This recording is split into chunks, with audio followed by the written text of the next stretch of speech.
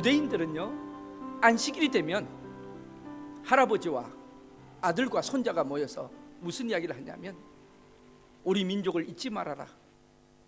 우리 민족은 하나님께서 저 애국으로부터 탈출시키셔서 이렇게 민족이 되었다. 그 이야기를 늘 합니다. 그래서 유대인 아이들은 자기의 정체성을 분명히 알고 있습니다. 성경에 보면 모든 인물들이 다 예국자들이었습니다. 모세를 비롯해서 사무엘, 다윗, 기드온, 에스더, 그리고 느헤미야, 예레미야, 사도 바울, 예수님까지도 예국자였습니다. 예수님은 예루살렘을 보시면서 우셨습니다. 네가 평화에 관한 일을 알았더라면 이제 수년 후에 무너질 예루살렘을 보시면서 눈물을 흘리면서 우셨던 것입니다. 오늘 본문은 이스라엘 역사에서 민족의 아픔을 끌어안고 살았던 한 사람을 우리에게 소개하고 있습니다. 그래서 오늘 말씀의 제목이 민족의 아픔을 끌어안고, 본문의 이 느헤미야는 바벨론 포로 중에서 태어난 포로민의 아들입니다. 우리로 말하면 이민 2세대지요. BC 455년경에 유대인으로는 페르시아 제국의 아닥사스다 왕 비서실장을 지냈던 사람입니다. 고대 세계에서는요, 왕의 상에 음식이나 술을 올리는 것은 굉장히 중요한 사람을 맡깁니다. 왜냐하면 번번이 그 음식에 독을 타서 왕을 죽였기 때문에, 독살했기 때문에 음식이나 술 맡은 사람은 보통 신뢰하는 사람이 아니면 그 자리에 있을 수가 없습니다. 오늘 느헤미야의 직업이 술 맡은 관원이라고 했습니다. 단순히 술을 올리는 관원이 아니고 지금으로 말하면 비서실장이나 경호실장이나 수석 비서관쯤 되는 아주 고위직에 있었던 사람이라고 볼 수가 있습니다. 여러분 생각해 보세요. 포로로 잡혀갔던 사람 중에 2세가 그 나라의 왕의 최측근이 되었다. 얼마나 노력했을까요? 얼마나 공부했을까요? 얼마나 고생했을까요? 저는 한번 생각을 해봅니다. 그런 영화로운 자리에 앉았던 이 느헤미야가 어느 날 조국에 대한 소식을 듣고 슬퍼합니다. 그 고국의 소식이 뭡니까? 우리 말씀으로 한번 보겠습니다. 우리 말씀 본문의 3절 말씀입니다. 3절 말씀. 그들이 내게 이르되 사로잡힘을 면하고 남아있는 자들이 그 지방 거기에서 큰 환난을 당하고 능욕을 받으며 예루살렘 성은 허물어지고 성문들은 불탔다 하는지라. 자기 사촌동생 하나니로부터 듣는 소식인데, 늘 조국 때문에 걱정이 됐는데 그 조국의 예루살렘의 성은 무너지고 그리고 성문들은 불탔다고 하는 안타까운 소식을 듣습니다. 어느 날 들은 이 끔찍한 조국의 소식에 이 느헤미야는 너무나 괴롭고 힘들었습니다.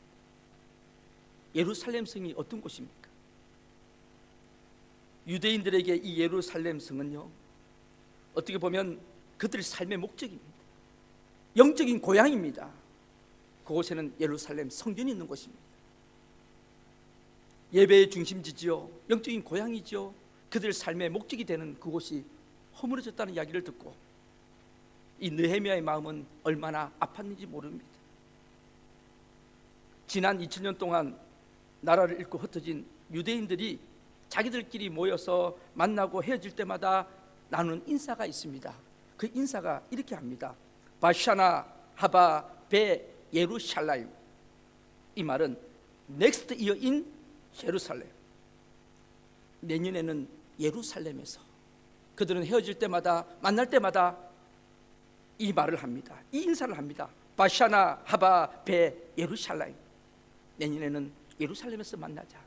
지금은 우리가 비록 나라가 없지만은 내년에는 예루살렘에서 만난다.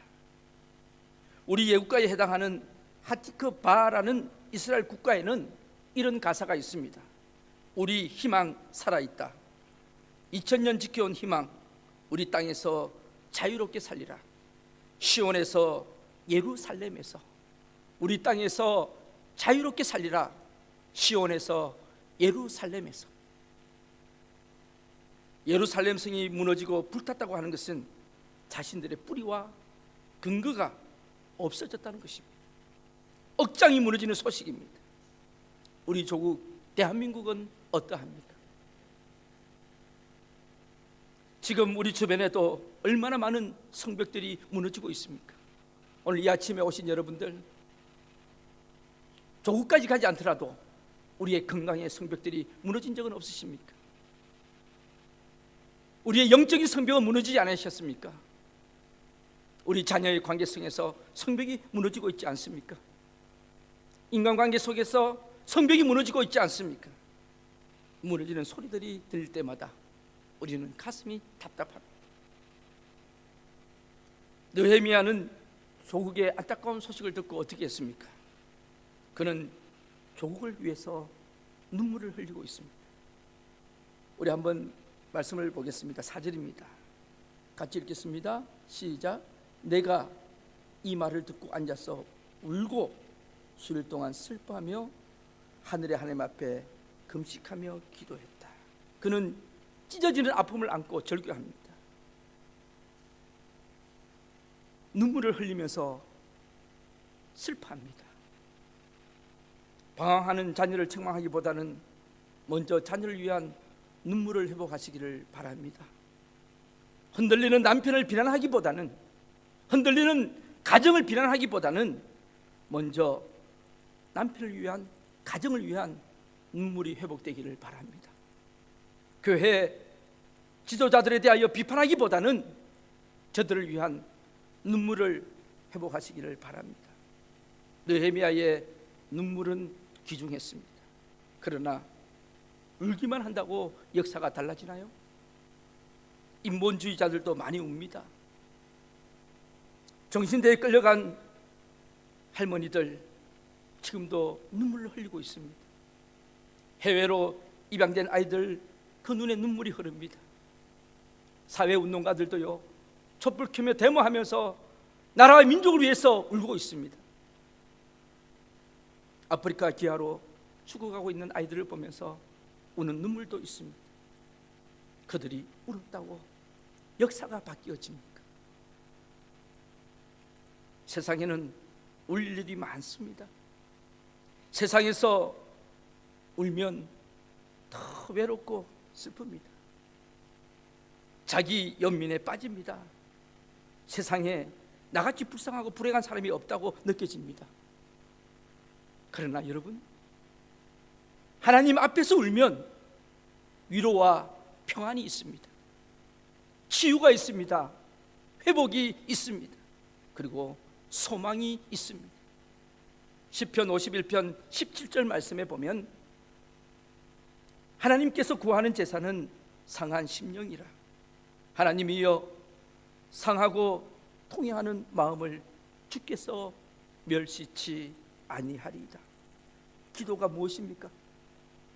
하나님이 듣는 소리가 아니라 하나님이 보시는 눈물입니다. 느헤미야는 삶의 위대한 비밀을 아는 사람이었습니다. 느헤미야는 기도가 역사를 바꾼다는 확신을 가졌던 사람입니다. 예루살렘에 무너지는 소식을 들으면서 울었던 느헤미야는 이제 드디어 울다가 기도하기를 시작합니다. 조국을 위해서 기도하는 느헤미야는 조국의 아픈 현실을 보고 듣고 눈물만 흘린 게 아닙니다. 그는 적극적으로 기도하기 시작합니다.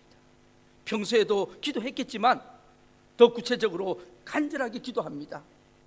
그가 비참한 유다 백성과 예루살렘 현지의 상황을 어떻게 하면 해결할 수 있을까 고민하다가 울다가 이제 드디어 금식하며 기도한 것입니다. 예루살렘 성은 허물어지고 성문들을 불탔다는 소리를 듣고 수일 동안 앉아서 울고 슬퍼하다가 이제 그는 슬픔만 하지 않고 그 슬픔 속에서 결단을 하기 시작합니다. 그것은 그가 금식하면서 기도하는 것입니다. 이렇게 해서 그의 역사를 바꾸는 믿음의 기도는 시작된 것입니다. 사랑하는 우리 오클랜드 한인교회 권속 여러분들이요, 이것이 바로 우리 그리스도인들이 가져야 할 위대한 역사의식이라고 생각합니다. 우리는 역사의식을 바로 갖는 데서 끝나서는 아니 됩니다. 내가 조국을 사랑해야지, 민족을 사랑해야지, 그런 생각만 가지고 있어서는 안 된다는 말씀이죠. 느헤미야는 그 생각을 가지고 있었던 사람이었고 이제 그것을 기도로 옮겼던 사람입니다. 그리고 그분 앞에 엎드려 그 문제를 끌어안고 기도하셔야 합니다. 느헤미야, 그에게는 역사를 바라보는 눈과 귀가 열려져 있었습니다. 그리고 그것이 그로 하여금 끌어안고 기도하게 했습니다. 오늘 본문에서 느헤미야의 직업이 비서실장이라고 했습니다. 권력이 있습니다. 명예도 있습니다. 그리고 먹고 사는데 지장 없습니다. 눈만 한번 감으면 자기는 편히 살 수 있는 사람이었습니다. 신경 쓰지 않으면 자기 가족들은 편안하게 살 수 있는 사람이었습니다. 그런데 그는 눈을 감지 않았습니다. 그리고 또 깨달을 수 있는 것은 이 사람이 권력이 있기 때문에 바로 아닥사스다 왕을 찾아가 가지고 이야기를 하든지, 그렇지 않으면 자기가 가지고 있는 권력을 가지고 문제를 해결하려고 했으면 할 수도 있었던 사람입니다. 그런데 그는 그렇게 하지 않았습니다. 먼저 그는 하나님 앞에 무릎을 꿇고 기도합니다. 하나님 앞에 모든 문제를 내려놓고 기도합니다. 사람을 먼저 찾지 않고 하나님을 먼저 찾으셨습니다. 어떻게 기도했습니까? 오늘 5절 말씀입니다. 우리 함께 같이 읽겠습니다. 5절 시작. 이르되 하늘의 하나님 여호와, 크고 두려우신 하나님이여, 주를 사랑하고 주의 계명을 지키는 자에게 언약을 지키시며 긍휼을 베푸시는 주여 간구하나이다. 하늘의 하나님 여호와여, 크고 두려운 하나님이여. 이게 무슨 뜻입니까? 하나님은 우주 만물을 창조하시고 지금도 역사를 운행하고 계시는 하나님, 그 위대하신 하나님의 이름을 부릅니다. 오늘 우리의 모습이 되기를 축복합니다. 위대하신 하나님, 우리 인간의 생사 화복을 주관하시고 모든 세계 역사를 이루어 가시는 하나님 아버지, 그 하나님 아버지 앞에 간절히 기도하기를 시작합니다. 어떤 내용으로 기도하십니까? 느헤미야는 여호와 하나님이 역사를 주관하시는 자이심을 믿었고 하나님이 허락하시면 조국 이스라엘이 회복될 것을 확신했던 사람입니다. 그런 가운데 그는 하나님 앞에 회개의 기도를 시작합니다. 오늘 6절 7절 말씀입니다. 제가 읽겠습니다. 여러분 눈으로 따라오시면 되겠습니다.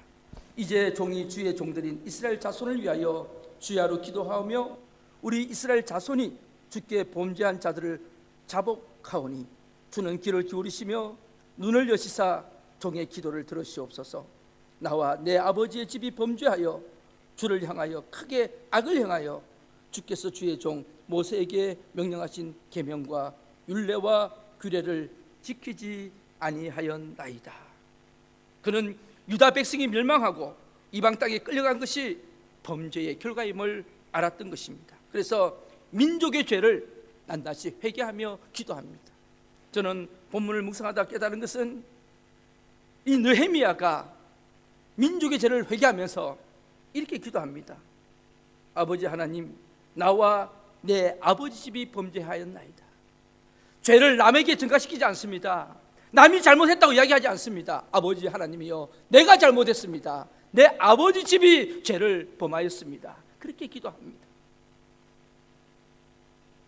역대하 7장 14절 말씀에 보면 내 이름으로 일컫는 내 백성이 그들의 악한 길에서 떠나 스스로 낮추고 기도하여 내 얼굴을 찾으면 내가 하늘에서 듣고 그들의 죄를 사하고 그들의 땅을 고치리라. 스스로 낮추고 기도하면 내 얼굴을 찾으면 내가 하늘에서 듣고 그들의 악한 길에서 떠나고 기도하면 그들의 죄를 사하고 그리고 그들의 땅을 고쳐주리라. 하나님의 말씀입니다. 독일 통일이 이루어지게 된 원동력이 어디에 있다고 생각하십니까?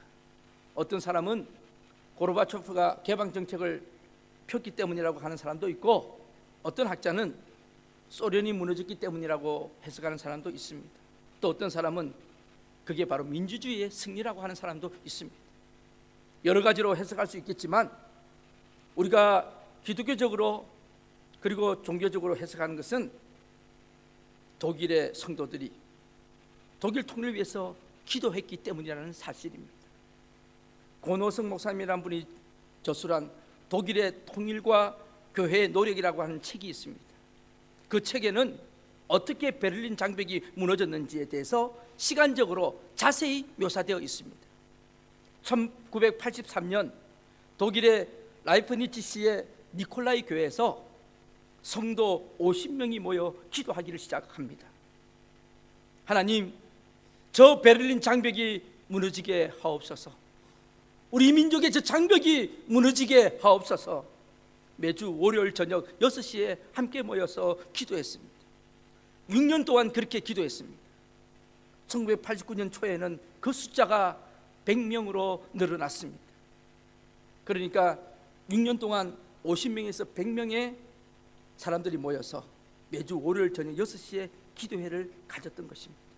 어떻게 보면 아무것도 아닌 것 같이 보이지 않습니까? 그런데 1989년 10월 2일에는 2만 명이 모였습니다. 그리고 10월 9일에는 7만 명이 모였습니다. 10월 23일에는 36만 명이 모였습니다. 그리고 마지막 기도회였던 10월 30일에는 57만 명이 모였다고 합니다. 처음에는 아주 미약한 기도회였지만 하나님께서 6년이 지나는 동안 기하급수적으로 기도하는 사람을 늘려주셨을 뿐만 아니라 그 기도의 응답으로 마지막으로 기도회를 가진 날 10월 30일 날 그날 마침내 베를린 장벽이 무너지게 되었습니다. 지금도 미스터리입니다. 베를린 장벽이 갑자기 무너졌다고 합니다. 하나님께서는 성도들의 기도를 통해서 일하십니다. 이 땅에서 성도들이 모여 기도로 묶으면 하나님께서 하늘에서도 묶인다고 하십니다. 이 땅에서 기도로 풀면 하늘에서도 풀린다고 말씀하십니다. 이 땅에 묶어야 될 것이 얼마나 많습니까? 사랑하는 성도 여러분들, 우리나라 광복이 우리가 그렇게 노력해서 이루어졌습니까? 여기 한번 여러분들에게 묻고 싶습니다. 역사는 똑바로 해석해야 됩니다. 우리 광복이 우리가 그렇게 힘이 있어서 광복이 되었습니까? 일본의 무조건적인 항복을 말미암아 우리는 그냥 선물로 얻은 겁니다. 물론 광복을 위해서 열심히 뛰었던 우리 선조들도 있죠. 그러나 그것은 미미한 힘이었습니다. 6.25는 어땠습니까? 우리의 힘으로 나라를 지켰습니까? 물론 피 흘려 죽었던 많은 우리의 선배들이 있겠지만은 그러나 유엔군의 개입으로 이나마 이 민족이 이렇게 된 줄로 압니다. 지금 자유 대한민국이 어떻게 있게 되었습니까? 오늘 우리의 심령 속에도 이 조국의 아픔을 끌어안을 수 있는 그런 마음들이 있기를 간절히 바랍니다. 느헤미야는 이제 마지막으로 조국을 위해서 헌신합니다. 움직이기 시작합니다. 느헤미야는 기도만 하고 있었던 게 아닙니다. 결단하고 행동하고 움직입니다. 믿음의 역사는 움직일 때 일어납니다. 기도만 하고 움직임이 없다는 그런 기도는 죽은 기도입니다. 내가 나를 사랑해야지, 내가 교회를 사랑해야지, 하나님께 충성해야지 생각만 가지면 무슨 소용이 있습니까? 그게 움직일 때 역사가 일어나는 것입니다. 여러분, 조그마한 것 하나라도요, 그게 됐으니까 행동할 때 하나님은 그 열매를 주신 줄로 믿습니다. 생각은 누구나 다 할 수 있습니다. 자식을 사랑해야지, 사랑하지요. 사랑하는 자녀를 위해서 부모가 무엇을 해줄 수 있다는 말입니까? 자녀들은 부모님 공경해야죠. 뭐를 공경합니까? 어떻게 효도합니까? 우리 중고등부 자녀들이요, 여러분들 부모님 사랑하면은요, 사랑한다고 표현을 하세요. 엄마 아빠 사랑해요, 나 키워주셔서 고마워요, 그렇게 표현하세요. 사랑은 표현입니다. 그 표현이 안 되면 아무리 머릿속에 있으면 무슨 소용이 있겠습니까? 오늘 느헤미야는요, 기도했습니다. 슬퍼하며 기도했습니다. 그런데 가만히 있지 않았어요. 드디어 움직였습니다. 느헤미야가 얼마나 기도했습니까? 여러분 오늘 1장 1절에 보면 느헤미야가 언제 이 소식을 들었습니까? 1장 1절에 보면 아닥사스다 왕 제20년 기스를 월에, 이 기스를 월은 우리 연력으로 말하면 11월에서 12월 사이입니다. 그런데요 2장 1절로 가보실까요? 2장 1절에 보면 아닥사스다 왕 제 몇 년입니까? 20년 니산월이다. 니산월. 그러니까 기스를월에 이 소식을 들었어요. 그런데 지금은 니산월입니다. 2장 1절에는 니산월은 우리 연력으로 말하면 3월에서 4월입니다. 그럼 여러분 최소한 몇 개월을 지금 금식하며 기도했다는 거죠? 계산이 어렵습니까? 기스를월이 11월에서 12월이고 니산월은 3월에서 4월이면 최소한 3월에서 4개월은 기도하고 있었던 것입니다. 그리고 난 뒤에 이 느헤미야가 이제 드디어 움직입니다. 느헤미야는 이렇게 기도했을 겁니다. 하나님, 저 조국 예루살렘 성벽이 무너졌습니다. 세울 수 있는 사람을 보내달라고 기도했을 것입니다. 그런데 기도에 응답이 없습니다. 그래서 드디어 어떻게 합니까? 기도하다가 이제 드디어 느헤미야 앞에 하나님이 음성이 들립니다. 너가 가라, 너가 해라. 그래서 느헤미야가 일어나는 겁니다. 그게 어디 있습니까? 오늘 11절에 있습니다. 같이 한번 읽겠습니다. 11절 시작. 주여 구하오니 귀를 기울이사 종의 기도와 주의 이름을 경외하기를 기뻐하는 종들의 기도를 들으시고 오늘 종이 형통하여 이 사람들 앞에서 은혜를 잊게 하옵소서 하였나니 그때 내가 왕의 술관원이 되었나이다. 이 사람들에게 은혜를 잊게 하옵소서. 왜 은혜를 잊게 해달라고 했을까요? 제가 이제 움직이겠습니다. 그러고 난 뒤에 이제 니산월이 되었는데 기도하고 있는데 결정적인 기회가 온 겁니다. 왕이 아닥사스다 왕이 그날따라 이 느헤미야를 유심히 보면서 포도주를 따르는 느헤미야를 보면서 이야기합니다. 너 얼굴에 왜 그렇게 수심이 가득하니? 얼굴이 왜 그렇게 안 좋니? 무슨 일이 있느냐? 묻습니다. 그때 이 느헤미야가요 뭐라 그러죠? 이제 때가 왔구나, 하나님이 역사가 임했구나, 그러면서 사정없이 자기가 준비했던 것을 이야기합니다. 왕이여 만세수를 누리소서. 그러면서 사실은 저에게 큰 근심이 있습니다. 뭐니? 제 조국의 성벽이 무너졌다고 합니다. 왕이시여 제가 가서 성벽을 세울 수 있도록 시간을 허락해 주시옵소서. 그게 어디 있습니까? 바로 오늘 5절에 있습니다. 5절 하반절에 보면 종이 왕의 목전에서 2장 5절입니다. 종이 왕의 목전에서 은혜를 입었사오면 나를 유다 땅 나의 조상들의 묘실이 있는 성읍에 보내어 그 성을 건축하게 하옵소서. 그렇죠? 내가 성을 건축할 수 있도록 도와주십시오. 그렇게 부탁을 합니다. 그 다음에요 어떻게 합니까? 날짜까지 딱 잡습니다. 6절입니다. 그때 왕후도 왕 곁에 앉아 있었더라. 왕이 내게 이르시되 내가 몇 날에 다녀올 길이며 어느 때에 돌아오겠느냐 하고 왕이 나를 보내기를 좋게 여기시기로 내가 기한을 정했다. 하나님 앞에서 기도했더니 왕을 통해서 그래 몇 개월 걸리겠니? 네, 한 6개월이면 되겠습니다. 1년이면 되겠습니다. 허락 얻었어요. 그렇죠? 그 다음에 그것만 했습니까? 7절입니다. 어떻게 했죠? 내가 또 왕에게 아뢰되 왕이 만일 좋게 여기시거든 강서쪽 총독들에게 내리시는 조서를 내게 주사 그들이 나를 용납하여 유다에 들어가기까지 통과하게 하옵소서. 비자까지 받습니다. 비자를 받는다고요. 유다에 들어갈 수 있도록 통행권을 나에게 주시옵소서. 비자를 받습니다. 그 다음에요 그것만 받습니까? 8절입니다. 또 왕의 삼림감독 아삽에게 조서를 내리사, 삼림감독 우리로 말하면 산림청 장관입니다. 그가 성전에 속한 영문의 문과 성곽과 내가 들어갈 집을 위하여 들보로 쓸 제목 나무를 내게 주게 하옵소서. 뭐를 달라고요? 예, 자재까지. 그러니까 여러분 보세요. 이게 우연히 일어났던 일이겠습니까? 느헤미야는요 철저하게 준비했던 겁니다. 기도하면서 왕이 나에게 이제 허락만 하면 이 일들을 내가 하리라. 여러분 우리나라 통일도 그냥 갑자기 어느 날 되지는 않을 것 같습니다. 지금 체제들이 워낙 오래돼 있어서. 그런데 제가 기도하기는 앞으로 10년여간에 저 북한문이 억지로라도 열릴 것입니다. 어떻게 열릴 것인가? 저는 그렇게 기도합니다. 하나님, 지금 우리 동포들이 굶어 죽어가고 있습니다. 저 살려야 됩니다. 어떻게 살려요? 저래 되면 이제 나중에 폭동이 일어날 수도 있고, 그렇지 않으면 억지로 문을 안 열 수 없는 상황이 벌어질 겁니다. 지금 중국이 문을 열어서 엄청난 경제 대국이 됐잖아요. 지금 아마 북한이 굉장히 부러워하는 사람이 중국입니다. 그런데요, 저게 열려지면 저는 뭐를 노리냐면 이제 북한 땅에도 드디어 우리가 복음을 전할 수 있는 기회가 올 것이다. 그리고 교회를 세울 수 있는 그런 기회가 올 것이다. 저는 요즘 우리 자녀들이 정말 조그만 봉투에다가 북한 성경금을 하는 자녀들을 봅니다. 제가 매주마다 여러분이 낸 헌금 봉투를 들고 기도하면서 특별히 그 성경금을 낸 봉투를 들고 기도하면서 하나님이여, 이 자녀를 축복하옵소서. 통일시대에 귀하게 쓰임받는 자녀 되게 하여 주시옵소서 기도합니다.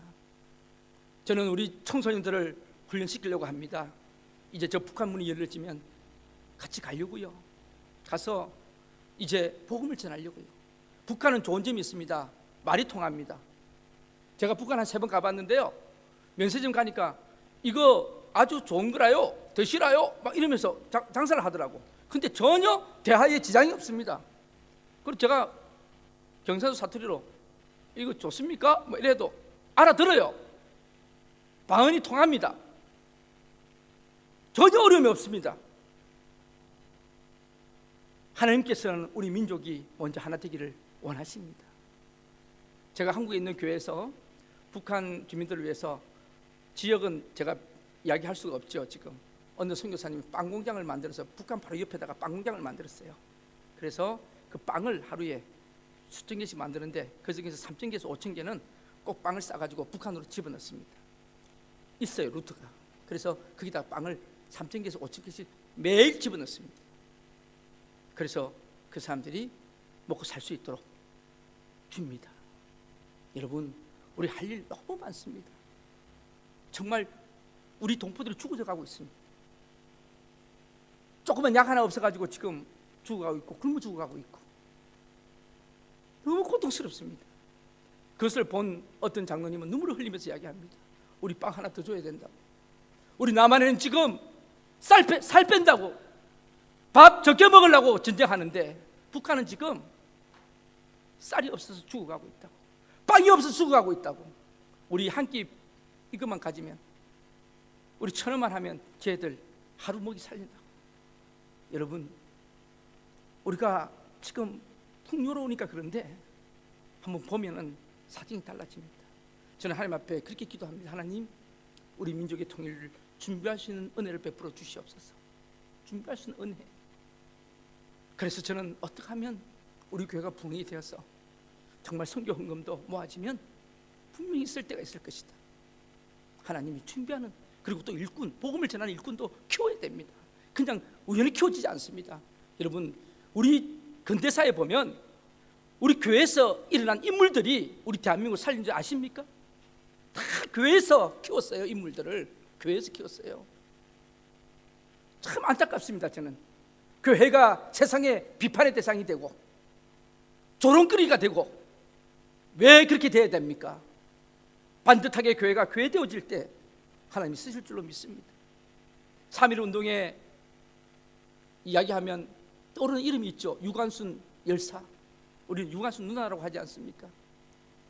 진천에 그 교회 수양관 옆에 보면 독립기념관이 있습니다. 그게 유관순 열사 생가가 있고 기념교회가 있어요. 그 감리교회에 있는데 지금도 예배가 드려집니다. 감리교 교인이에요, 유관순 열사가. 제가 거기 우리 애들 데리고 한번 가본 적이 있는데, 일찍이 아버지의 신앙을 받았어요. 유관순 그 열사가 믿음의 집안이에요. 신앙을 가졌던 그녀가 이하 학당에서 공부하다가 1919년 3월 1일 학우들과 함께 기숙사 뒷담을 넘어가지고 파고다 공원으로 달려가서 파고다 공원에서 만세운동을 했던 겁니다. 그리고 난 뒤에 고향으로 내려가서 매봉산에 올라가서 이 유관순 열사가 매봉산에 그 산이 있어요. 3일 동안을 하나님 앞에 통곡하며 기도합니다. 하나님, 이 민족을 건져달라고. 눈물로 기도하던 이 유관순 열사가 이제 내려와서 동네 사람들 데리고 아흔의 장터에서 만세운동을 벌였던 겁니다. 그러다가 일본 현병에게 체포되고 난 뒤에 그녀는 서대문 형무소에서 온갖 고문을 당하면서도 끝까지 굽히지 않고 애국신앙의 절기를 지키다가 18살에 꽃다운 나이에 결국 순국합니다. 이런 분들 때문에 우리 조국 대한민국이 오늘 이렇게 있음을 우리는 알아야 됩니다. 그런 분들 때문에 우리가 오늘 이렇게 살 수 있다는 사실을 우리는 깨달아야 될 줄로 믿습니다. 우리 중고등부 교사 선생님들이요, 이런 역사를 우리 자녀들에게 심어야 됩니다. 저는 우리 어린 주일학교 애들에게도 유관순 열사가 누군지, 이순신 장군이 누군지 좀 알려줘야 되지 않겠습니까? 그런다면요, 우리 여기 애들이 그런다면요, 이순신 장군 난중 일기를 보면서 왜 남의 일기를 봐요? 그런데요, 일기는 보는 게 아닌데 이순신 장군 난중 일기를 본다고 왜 남의 일기를 보냐고, 인격을 무시한 게 아니냐고. 그런데요, 여러분 이해가 되시는지 모르겠습니다.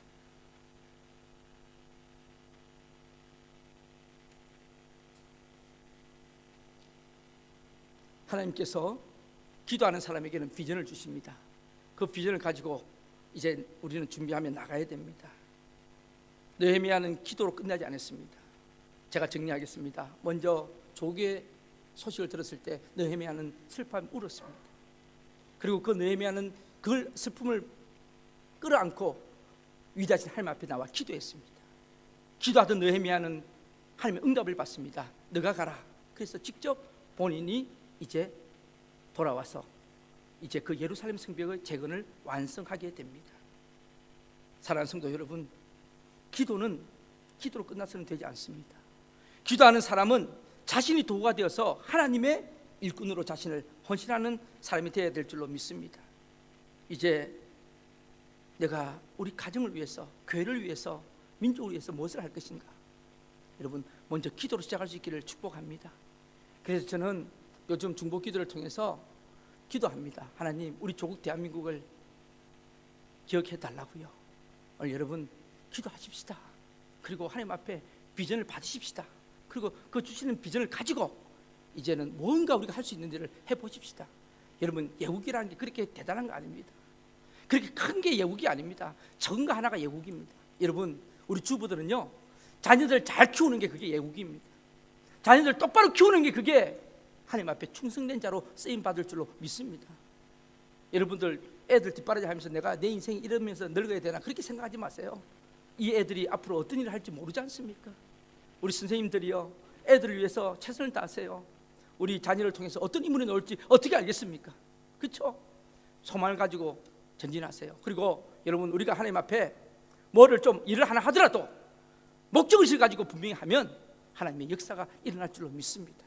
우리 조국 대한민국 아픔을 끌어안고 우리가 뉴질랜드지만은 함께 기도할 때에 하나님 우리 교회를 통하여 놀라운 역사를 이루실 줄로 믿습니다. 아멘.